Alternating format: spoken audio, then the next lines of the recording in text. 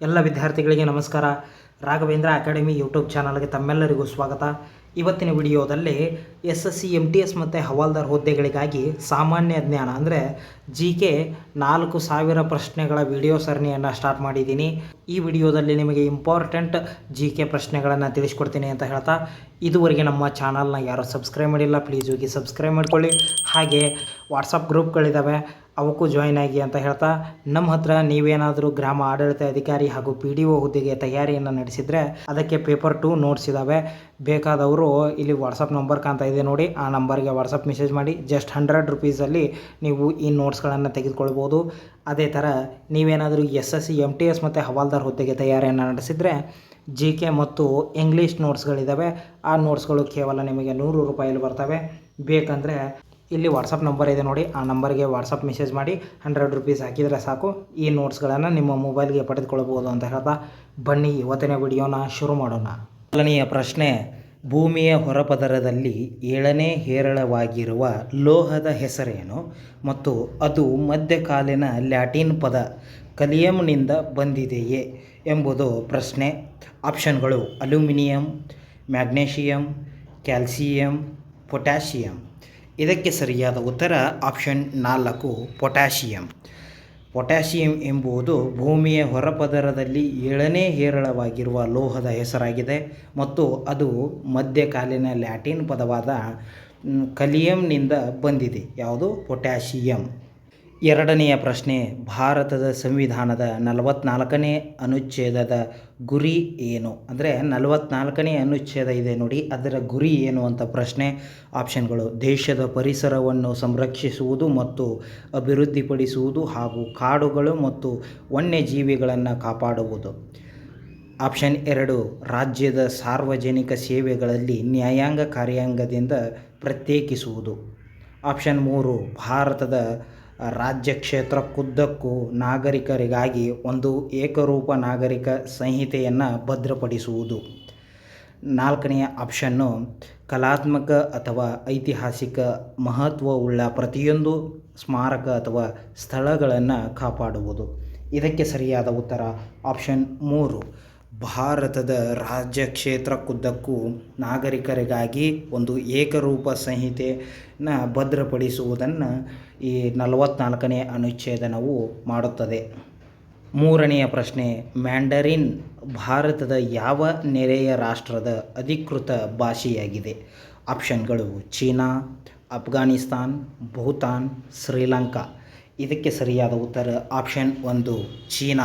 Mandarin ಭಾರತದ ಯಾವ ನೆರೆಯ ರಾಷ್ಟ್ರದ ಅಧಿಕೃತ ಭಾಷೆಯಾಗಿದೆ ಅಂದರೆ ಅದು ಚೀನಾ. ಈಗ ನಿಮಗೆ ಯಾವ ಥರ ಕ್ವಶನ್ ಬರುತ್ತೆ ಅನ್ನೋದು ಗೊತ್ತಾಗುತ್ತೆ. ಒಂದು, ನಾವು ಭಾರತದ ಸುತ್ತ ಯಾವ ದೇಶಗಳಿದ್ದಾವೆ ಅನ್ನೋದು ನೋಡ್ಕೋಬೇಕು.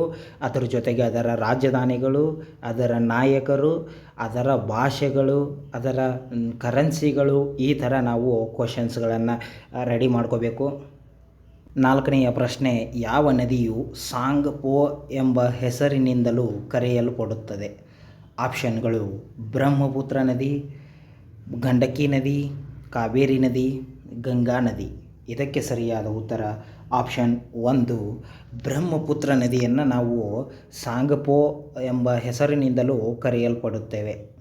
5ನೆಯ ಪ್ರಶ್ನೆ, ರಾಣಿ ಮಾಚಯ್ಯ ಅವರು 2023ರಲ್ಲಿ ಪದ್ಮಶ್ರೀ ಪ್ರಶಸ್ತಿಯನ್ನು ಪಡೆದ ಡ್ಯಾಶ್ ಜಾನಪದ ನೃತ್ಯಗಾರ್ತಿಯಾಗಿದ್ದಾರೆ. ಅಂದರೆ ಯಾವ ಪ್ರಕಾರದ ಜಾನಪದ ನೃತ್ಯಗಾರ್ತಿಯಾಗಿದ್ದಾರೆ ಅಂತ ಪ್ರಶ್ನೆ.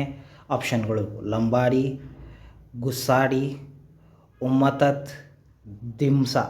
ಇದಕ್ಕೆ ಸರಿಯಾದ ಉತ್ತರ 3 ಉಮ್ಮತತ್. ಇದು ಉಮ್ಮತತ್ ಜಾನಪದ ನೃತ್ಯಗಾರ್ತಿಯಾಗಿ ರಾಣಿ ಮಾಚಯ್ಯ ಅವರು 2023ರಲ್ಲಿ ಪದ್ಮಶ್ರೀ ಪ್ರಶಸ್ತಿಯನ್ನು ಪಡೆದವರಾಗಿರುತ್ತಾರೆ. 6ನೆಯ ಪ್ರಶ್ನೆ, ಸುವರ್ಣ ಚತುಷ್ಪಥ ಮಹಾ ಹೆದ್ದಾರಿಯು ಒಂದು ಭಾಗವಾಗಿರುವ ಪೂರ್ವ ಮತ್ತು ಪಶ್ಚಿಮ ಕಾರಿಡಾರ್ಗಳು ಭಾರತದ ಈ ಕೆಳಗಿನ ಯಾವ 2 ನಗರಗಳಿಗೆ ಸಂಪರ್ಕ ಕೊಂಡಿಯಾಗಿದೆ? ಆಪ್ಷನ್ಗಳು ಗಾಂಧಿನಗರ ಮತ್ತು ಸಿಲ್ಚಾರ್, ಜೈಪುರ್ ಮತ್ತು ಗ್ಯಾಂಗ್ಟಕ್, ಸಿಲ್ಚಾರ್ ಮತ್ತು ಪೋರ್ಬಂದರ್, ಅಹಮದ್ ಮತ್ತು ಇಂಪಾಲ್. ಇದಕ್ಕೆ ಸರಿಯಾದ ಉತ್ತರ ಆಪ್ಷನ್ 3 ಸಿಲ್ಚಾರ್ ಮತ್ತು ಪೋರ್ಬಂದರ್ಗೆ ಅದು ಕಾರಿಡಾರ್ನ ಸಂಪರ್ಕ ಕೊಂಡಿಯಾಗಿದೆ. ಏಳನೆಯ ಪ್ರಶ್ನೆ, ಈ ಕೆಳಗಿನವರಲ್ಲಿ ಯಾರು ಪುಸ್ತಕದ ಸಹ ಲೇಖಕರಲ್ಲಿ ಒಬ್ಬರು? Cracking the code, my Bollywood ಪಯಣ, ಇದನ್ನು ಯಾರು ಬರೆದವರು ಅಂತ ಪ್ರಶ್ನೆ. ಆಪ್ಷನ್ಗಳು: ಆಯುಷ್ಮಾನ್ ಖುರಾನ, ನವಾಜುದ್ದೀನ್ ಸಿದ್ದಿಕ್, ಹರ್ಷವರ್ಧನ್ ಕಪೂರ್, ರಾಜ್ಕುಮಾರ್ ರಾವ್. ಇದಕ್ಕೆ ಸರಿಯಾದ ಉತ್ತರ ಆಪ್ಷನ್ 1, ಆಯುಷ್ಮಾನ್ ಖುರಾನ ಅವರು ಈ cracking the code, my Bollywood ಪಯಣ ಎಂಬ ಈ ಪುಸ್ತಕವನ್ನು ಬರೆದವರು. ಎಂಟನೆಯ ಪ್ರಶ್ನೆ, ಫಿಫಾ ಅಂಡರ್-17 ಮಹಿಳೆಯರ ವಿಶ್ವಕಪ್ 2022ರ ಪಂದ್ಯಗಳು ಈ ಕೆಳಗಿನ ಯಾವ ರಾಜ್ಯದಲ್ಲಿ ನಡೆದಿಲ್ಲ ಅಂತ ಕೇಳಿದ್ದಾರೆ. ನಿಮಗೆ ಕ್ವಶನ್ ಯಾವ ಥರ ಕೇಳ್ಬೋದು, ಫಿಫಾ ವರ್ಲ್ಡ್ ಕಪ್ನ ಇದು ಪಂದ್ಯಾವಳಿಗಳು ಯಾವ ರಾಜ್ಯದಲ್ಲಿ ನಡೆದವು ಅಂತ ಕೇಳ್ಬೋದು, ಅಥವಾ ನಡೆದಿಲ್ಲ ಅಂತ ಕೇಳ್ಬೋದು. ಈಗ ನಡೆದಿಲ್ಲ ಅಂತ ಕೇಳಿದ್ದಾರೆ.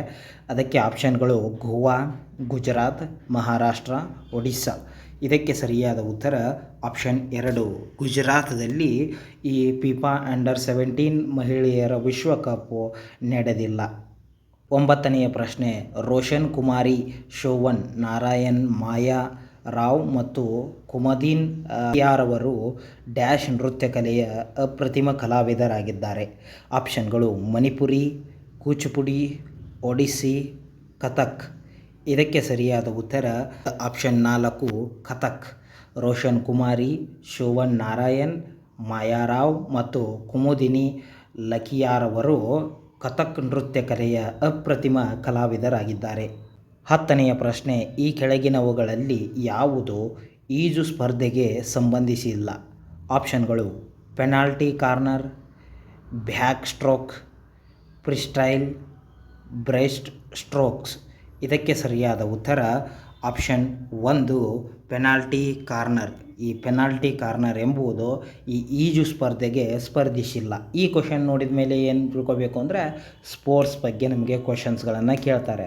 ಸ್ಪೋರ್ಟ್ಸ್ ಬಗ್ಗೆ ಸಂಪೂರ್ಣ ಮಾಹಿತಿಯನ್ನು ನಾವು ನೋಡಬೇಕು. ಅದು ನೋಡಬೇಕು ಅಂದರೆ ಯಾವ ಥರ ಈಗ ಅಂದರೆ ಪ್ರಸ್ತುತ ಯಾವ ಸ್ಪರ್ಧೆಗಳು ಅಥವಾ ಯಾವ ಕ್ರೀಡೆಗಳು ಏನು ಚಾಲ್ತಿಯಲ್ಲಿರ್ತವೆ ಅಥವಾ ಸುದ್ದಿಯಲ್ಲಿರ್ತವೆ, ಆ ಥರ ನಾವು ಕ್ರೀಡೆಗೆ ಸಂಬಂಧಿಸಿದ ಮಾಹಿತಿಯನ್ನು ನಾವು ತಿಳಿದುಕೊಳ್ಬೇಕು. 11ನೆಯ ಪ್ರಶ್ನೆ, ಸಿಖ್ ಸಾಹಿತ್ಯದ ಪ್ರಕಾರ ಗುರು ನಾನಕ್ ದೇವ್ ಅವರು ಜನ್ಮದಿನವನ್ನು ಭಾರತೀಯ ಚಾಂದ್ರಮಾನ ಪಂಚಾಂಗದಲ್ಲಿ ಡ್ಯಾಶ್ ತಿಂಗಳ ಹುಣ್ಣಿಮೆಯ ದಿನದಂದು ಆಚರಿಸಲಾಗುತ್ತದೆ. ಆಪ್ಷನ್ಗಳು: ಮಾಘ, ಪುಷ್ಯ, ಕಾರ್ತಿಕ, ಆಷಾಢ. ಇದಕ್ಕೆ ಸರಿಯಾದ ಉತ್ತರ ಆಪ್ಷನ್ 3, ಕಾರ್ತಿಕ. ಕಾರ್ತಿಕ ತಿಂಗಳ ಹುಣ್ಣಿಮೆಯಂದು ಆಚರಿಸಲಾಗುತ್ತದೆ. 12ನೆಯ ಪ್ರಶ್ನೆ, ಕಮಲೇಶ್ವರ ಅವರು ಈ ಕೆಳಗಿನ ಯಾವ ಕಾದಂಬರಿಗೆ 2003ರಲ್ಲಿ ಸಾಹಿತ್ಯ ಅಕಾಡೆಮಿ ಪ್ರಶಸ್ತಿಯನ್ನು ನೀಡಲಾಗಿದೆ? ಆಪ್ಷನ್ಗಳು: ಜಲ್ತಿ ಹುಯಿ ನದಿ, ಏಕ್ ಸಡಕ್, 57 ಗಲಿಯಾ, ಕಾಲಿ ಆಂಧಿ, ಕಿತನೆ ಪಾಕಿಸ್ತಾನ್. ಇದಕ್ಕೆ ಸರಿಯಾದ ಉತ್ತರ ಆಪ್ಷನ್ 2, ಏಕ್ ಸಡಕ್ 57 ಗಲಿಯಾ. ಇದಕ್ಕೆ 2003ರಲ್ಲಿ ಯಾರಿಗೆ? ಕಮಲೇಶ್ವರ ಅವರಿಗೆ ಕೇಂದ್ರ ಸಾಹಿತ್ಯ ಅಕಾಡೆಮಿ ಪ್ರಶಸ್ತಿ ಬಂದಿದೆ. 13ನೆಯ ಪ್ರಶ್ನೆ, ಒಂದು ನಿರ್ದಿಷ್ಟ ಅವಧಿಯಲ್ಲಿ ಒಂದು ಆರ್ಥಿಕತೆಯಲ್ಲಿನ ಸವಕಳಿ ಸೇರಿದಂತೆ ಸರಕುಗಳು ಮತ್ತು ಸೇವೆಗಳ ಒಟ್ಟು ಉತ್ಪಾದನೆಯನ್ನು ಅಳೆಯಲು ಈ ಕೆಳಗಿನವುಗಳಲ್ಲಿ ಯಾವುದನ್ನು ಬಳಸಲಾಗುತ್ತದೆ? ಆಪ್ಷನ್ಗಳು: ನಿವ್ವಳ ಉತ್ಪನ್ನ, ಒಟ್ಟು ರಾಷ್ಟ್ರೀಯ ಉತ್ಪನ್ನ, ಒಟ್ಟು ದೇಶೀಯ ಉತ್ಪನ್ನ, ನಿವ್ವಳ ರಾಷ್ಟ್ರೀಯ ಉತ್ಪನ್ನ. ಇದಕ್ಕೆ ಸರಿಯಾದ ಉತ್ತರ ಆಪ್ಷನ್ 4, ನಿವ್ವಳ ರಾಷ್ಟ್ರೀಯ ಉತ್ಪನ್ನ. 14ನೆಯ ಪ್ರಶ್ನೆ, ಸಂವಿಧಾನದ 149ನೇ ಅನುಚ್ಛೇದನವು ಡ್ಯಾಶ್ ಕುರಿತು ವ್ಯವಹರಿಸುತ್ತದೆ. ಅಂದರೆ 149ನೇ ಅನುಚ್ಛೇದವು ಯಾವುದನ್ನು ಕುರಿತು ನಮಗೆ ತಿಳಿಸುತ್ತದೆ ಅಥವಾ ವಿವರಿಸುತ್ತದೆ ಅಂತ ಪ್ರಶ್ನೆ. ಆಪ್ಷನ್ಗಳು: ಭಾರತದ ನಿಯಂತ್ರಕರು ಮತ್ತು ಮಹಾಲೇಖಪಾಲರ ನೇಮಕಾತಿಗೆ ಅಗತ್ಯವಿರುವ ಅರ್ಹತೆಗಳು.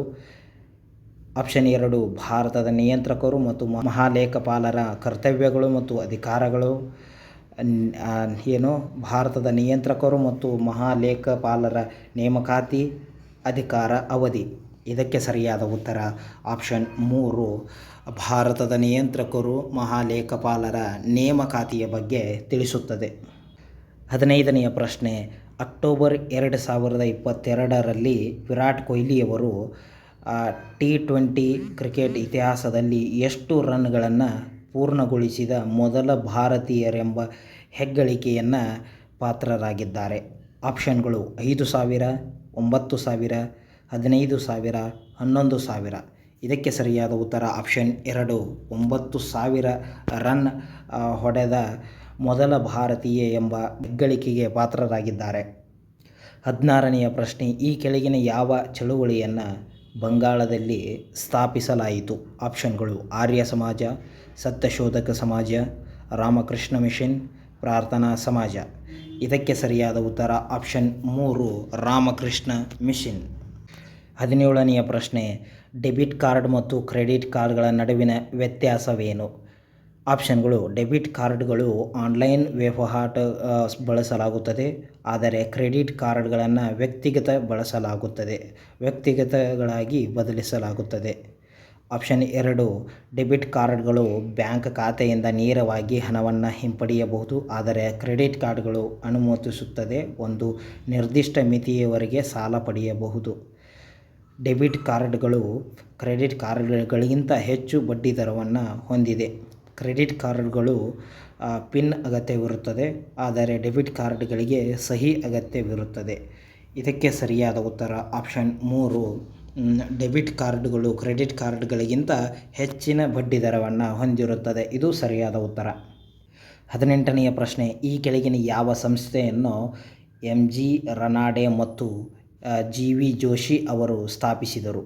ಆಪ್ಷನ್ಗಳು ದಿ ಬಾಂಬೆ ಪ್ರೆಸಿಡೆನ್ಸಿ ಅಸೋಸಿಯೇಷನ್, ಭಾರತೀಯ ರಾಷ್ಟ್ರೀಯ ಕಾಂಗ್ರೆಸ್, ಪುನಾ ಸಾರ್ವಜನಿಕ ಸಭಾ, ಅಭಿನವ ಭಾರತ. ಇದಕ್ಕೆ ಸರಿಯಾದ ಉತ್ತರ ಆಪ್ಷನ್ 2, ಭಾರತೀಯ ರಾಷ್ಟ್ರೀಯ ಕಾಂಗ್ರೆಸ್. 19ನೆಯ ಪ್ರಶ್ನೆ, 1873ರಲ್ಲಿ ಕಪ್ಪು ಬಣ್ಣದಿಂದ ಕೂಡಿದ ನರ ಅಂಗಾಂಶದ ಮೊದಲ ಛಾಯಾಚಿತ್ರವನ್ನು ಪ್ರಕಟಿಸಿದವರು? ಪ್ರಕ್ರಿಯೆ, ತಂತ್ರ, ಸಂಪೂರ್ಣ ನರಕೋಶವನ್ನು ವಿವರಿಸುವುದು. ಆಪ್ಷನ್ಗಳು ಪಾಲ್ ಎರ್ಲಿಚ್, ವಿಲಿಯಂ ಹಾರ್ವೆ, ಕ್ಯಾಮಿಲೊ ಗ್ಯಾಲ್ಗಿ, ಗುಂಟರ್ ಬ್ಲೇಬೆಲ್. ಇದಕ್ಕೆ ಸರಿಯಾದ ಉತ್ತರ ಆಪ್ಷನ್ 3, ಕ್ಯಾಮಿಲೊ ಗಾಲ್ಗಿ. 20ನೆಯ ಪ್ರಶ್ನೆ, ನೈಲ್ ನದಿಯ ನೀರು ಎಲ್ಲಿಗೆ ಹೋಗಿ ಸೇರುತ್ತದೆ? ಅಂದರೆ ಯಾವ ನದಿಗೆ ಹೋಗಿ ಸೇರುತ್ತದೆ ಅಂತ ಪ್ರಶ್ನೆ. ಯಾವ ಸಮುದ್ರಕ್ಕೆ ಸೇರುತ್ತದೆ ಅಂತ. ಆಪ್ಷನ್ಗಳು ಹಿಂದೂ ಮಹಾಸಾಗರ, ಮೆಡಿಟೇರಿಯನ್ ಸಮುದ್ರ, ವಿಕ್ಟೋರಿಯಾ ಸರೋವರ, ಟಾಂಗಾನಿಕ್ ಸರೋವರ. ಇದಕ್ಕೆ ಸರಿಯಾದ ಉತ್ತರ ಆಪ್ಷನ್ 2, ಮೆಡಿಟೇರಿಯನ್ ಸಮುದ್ರಕ್ಕೆ ನೈಲ್ ನದಿಯ ನೀರು ಸೇರುತ್ತದೆ. 21ನೆಯ ಪ್ರಶ್ನೆ, ಬಿತರ್ಗಾಂವ್ ಇಟ್ಟಿಗೆ ದೇವಾಲಯವು ಈ ಕೆಳಗಿನ ಯಾವ ರಾಜ್ಯದಲ್ಲಿದೆ? ಆಪ್ಷನ್ಗಳು ಮಧ್ಯಪ್ರದೇಶ, ಒಡಿಶಾ, ಉತ್ತರ ಪ್ರದೇಶ, ಜಾರ್ಖಂಡ. ಇದಕ್ಕೆ ಸರಿಯಾದ ಉತ್ತರ ಆಪ್ಷನ್ 3, ಉತ್ತರ ಪ್ರದೇಶ. 22ನೆಯ ಪ್ರಶ್ನೆ, 2022ರ ಸಂವಿಧಾನ ಪರಿಶಿಷ್ಟ ಪಂಗಡಗಳ ಆದೇಶ ಹಾಗೂ 2ನೇ ತಿದ್ದುಪಡಿ ಮಸೂದೆಯು ನರಿ, ಕೊರವನ್ ಮತ್ತು ಕುರಿವಿಕ್ಕರನ್ ಸಮುದಾಯಗಳು ಯಾವ ರಾಜ್ಯದ ಪರಿಶಿಷ್ಟ ಪಂಗಡಗಳ ಪಟ್ಟಿಗೆ ಸೇರಿಸಿದೆ? ಆಪ್ಷನ್ಗಳು ತಮಿಳುನಾಡು, ಒಡಿಶಾ, ಛತ್ತೀಸ್ಗಢ, ಬಿಹಾರ. ಇದಕ್ಕೆ ಸರಿಯಾದ ಉತ್ತರ ಆಪ್ಷನ್ 1, ತಮಿಳುನಾಡು. 23ನೆಯ ಪ್ರಶ್ನೆ, ಯಕ್ಷಗಾನವು ಒಂದು ಜಾನಪದ ನೃತ್ಯವಾಗಿದ್ದು ಡ್ಯಾಶ್ ರಾಜ್ಯಕ್ಕೆ ಸೇರಿದೆ? ಅಂದರೆ ಈ ಯಕ್ಷಗಾನವು ಯಾವ ರಾಜ್ಯಕ್ಕೆ ಸೇರಿದೆ ಅಂತ ಪ್ರಶ್ನೆ. ಇದು ನಿಮಗೆ ಆಲ್ರೆಡಿ ಗೊತ್ತಿದೆ ಅಂದ್ಕೊಂಡಿದ್ದೀನಿ. ಇದಕ್ಕೆ ಆಪ್ಷನ್ಗಳು ಕರ್ನಾಟಕ, ಕೇರಳ, ಹರಿಯಾಣ, ರಾಜಸ್ಥಾನ. ಇದಕ್ಕೆ ಸರಿಯಾದ ಉತ್ತರ ಆಪ್ಷನ್ 1, ಕರ್ನಾಟಕ. ನಮ್ಮ ಕರ್ನಾಟಕಕ್ಕೆ ನಮ್ಮ ಯಕ್ಷಗಾನವು ಸೇರಿದೆ. 24ನೆಯ ಪ್ರಶ್ನೆ, ಈ ಕೆಳಗಿನ ಯಾವ ಸಂಗೀತಗಾರ ಜೋಡಿಗೆ ಭಾರತ ರತ್ನ ನೀಡಿ ಗೌರವಿಸಲಾಗಿದೆ ಮೇ 2023ರಲ್ಲಿ? ಆಪ್ಷನ್ಗಳು ಆಶಾ ಭೋಸ್ಲೆ ಮತ್ತು ಕಿಶೋರ್ ಕುಮಾರ್, ಪಂಡಿತ್ ರವಿಶಂಕರ್ ಮತ್ತು ಪಂಡಿತ್ ಭೀಮ್ಸೇನ್ ಜೋಶಿ, ಅನು ಮಲ್ಲಿಕ್ ಮತ್ತು ಉದಿತ್ ನಾರಾಯಣ್, HR ರೆಹಮಾನ್ ಮತ್ತು ಹರಿಪ್ರಸಾದ್ ಚೌರಾಸಿಯಾ. ಇದಕ್ಕೆ ಸರಿಯಾದ ಉತ್ತರ ಆಪ್ಷನ್ 2, ಪಂಡಿತ್ ರವಿಶಂಕರ್ ಮತ್ತು ಪಂಡಿತ್ ಭೀಮ್ಸೇನ್ ಜೋಶಿ ಅವರಿಗೆ ಭಾರತ ರತ್ನವನ್ನು ನೀಡಿ ಗೌರವಿಸಲಾಗಿದೆ. ಇನ್ನು ಕೊನೆಯ ಪ್ರಶ್ನೆ, ಆಗಸ್ಟ್ 15, 1947ರಂದು ಭಾರತದ ಮೊದಲ ಪ್ರಧಾನಮಂತ್ರಿ ಜವಾಹರ್ಲಾಲ್ ನೆಹರು ಅವರು ದೆಹಲಿಯ ಕೆಂಪು ಕೋಟೆ ಡ್ಯಾಶ್ ಮೇಲೆ ಭಾರತೀಯ ರಾಷ್ಟ್ರೀಯ ಧ್ವಜವನ್ನು ಹಾರಿಸಿದರು?